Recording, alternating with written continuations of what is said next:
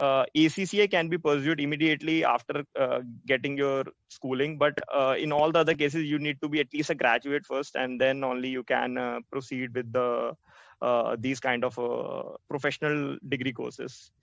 Germany or US or any other country. So you are exposed to foreign exchange risk, because if you are dealing in INR or USD, you are exposed to different currencies. So you need to hedge.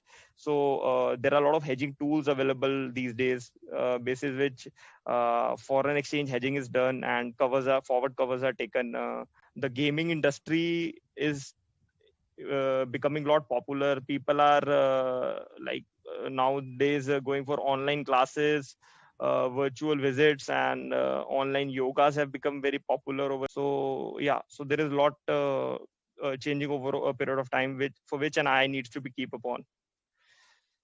So coming to that point only, keeping an eye on the big picture, the financial market currently is growing at a consistent pace over a period of time. The market is expected to yield approximately $26 trillion, like around 2020. The pace that with which the market is growing is quite consistent, around 6 to 7%.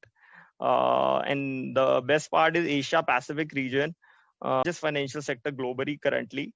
And a lot of businesses across the world are looking India as an Asia Pacific as a center to outsource the services of finance, followed by North America. So, and during this time, the best part is a lot of companies are across globe are going on cost cutting mode, due to which they are looking.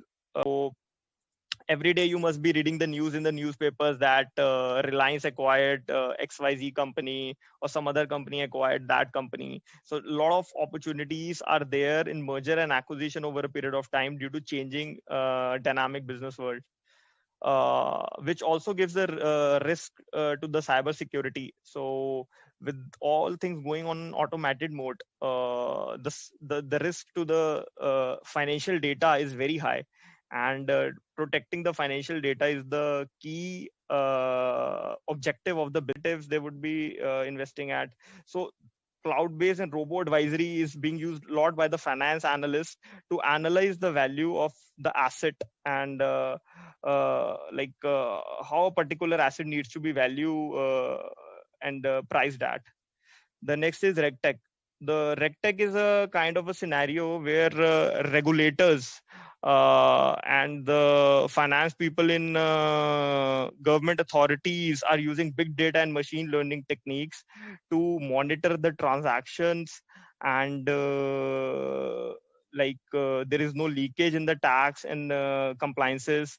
Now the things have become so unified across in different countries, where government authorities are using a big data where they can capture any kind of and do any kind of violations to the laws. So RegTech is a thing that machine learning tools help you to separate a list of exceptions, where you can particularly focus on those exceptions rather than scrutinizing all the data traditionally as the government departments and the big agencies were doing earlier. So that's from my side. And